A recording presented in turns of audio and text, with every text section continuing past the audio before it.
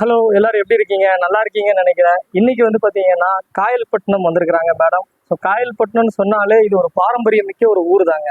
இந்த ஊர்ல என்னென்ன ஸ்பெஷல் நம்ம சொல்றதுக்குள்ள மூச்சே முட்டிடும். ஏன்னு சொன்னோம்னு பாத்தீங்கன்னா காயல்பட்டினம் அப்படிங்கிற ஒரு ஊரு தின்பண்டங்களுக்கும் உணவு பாதுகாப்பு உணவு முறைகளுக்கும் ரொம்ப பேர் போன ஒரு ஊருங்க இது.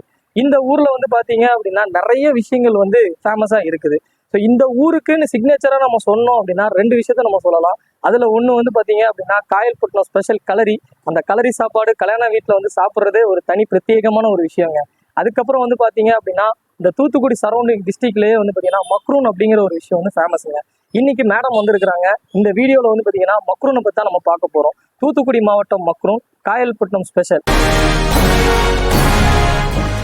தூத்துக்குடி மாவட்டத்துல இந்த மக்ரூன் வந்து எப்படி வந்துச்சு அப்படின்னு சொல்லி பாத்தீங்க அப்படின்னா கிட்டத்தட்ட போர்ச்சுகீஸ் ரெசிபி அப்படின்னு சொல்லுவாங்க. இது வந்து இந்தியன் ரெசிபிஸ் கிடையாது. போர்ச்சுகீசியர்கள் பார்த்தீங்கன்னா மன்னர்களுக்கு செஞ்சு கொடுக்கக்கூடிய உணவாக தான் நம்ம பார்க்கணும். இது வந்து உணவுக்கு அப்புறம் எடுக்கக்கூடிய ஒரு டெசர்ட்னு சொல்லுவாங்க. ஸோ அங்கே உள்ள ரோம மன்னர்களுக்கு போர்ச்சுகீசியர்கள் செய்து கொடுக்கக்கூடிய ஒரு உணவுங்க இது. இது வந்து பார்த்தீங்க அப்படின்னா தூத்துக்குடிக்கு கடல் வழியாக வணிகம் செஞ்சு வரும்போது இங்கே மக்கள் இடத்துல வந்து பார்த்தீங்கன்னா கடல் வழியாக வணிகம் செஞ்சு வரும்போது என்ன ஆகுது அப்படின்னு சொல்லி பார்த்தீங்க அப்படின்னா தூத்துக்குடிக்கு இந்த மக்ரூன் அப்படிங்கிற ஒரு விஷயம் வந்து வர ஆரம்பிக்குதுங்க.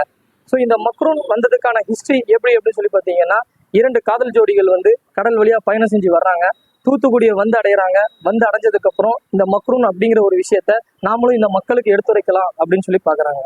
ஸோ இதுக்கப்புறம் என்ன ஆகுது அப்படின்னு சொல்லி பார்த்தீங்க அப்படின்னா மக்ரூனுடைய மெயின் கீ இன்கிரீடியன்ட் என்ன அப்படின்னு சொல்லி பார்த்தீங்கன்னா ஆல்மண்டுங்க. ஸோ இந்த ஆல்மண்ட் வந்து பார்த்தீங்க அப்படின்னா அந்த நாளில் வந்து இந்தியாவில் கிடைக்காது. ஸோ இம்போர்ட் பண்ணி பண்ணுறதா இருந்தாலும் மக்ரூனுடைய ரேட் ரொம்ப ஹை ஆகிடும் அப்படின்னு சொல்லும்போது இந்தியாவில் இருக்கக்கூடிய முந்திரியால் தயாரிக்கப்பட்ட முதல் உணவு தாங்க தூத்துக்குடி ஃபேமஸ் மக்ரூன்.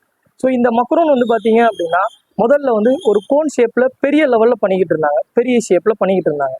ஸோ அதுக்கப்புறம் வந்து பார்த்தீங்க அப்படின்னா நாளடைவில் அப்படியே ஒவ்வொரு ஊர்களுக்கும் இன்டெப்த்தாக ஒவ்வொரு டவுன் ஒவ்வொரு வில்லேஜுகளுக்கும் இந்த மக்ரூன் வந்து அப்படியே பரவ ஆரம்பிக்குதுங்க.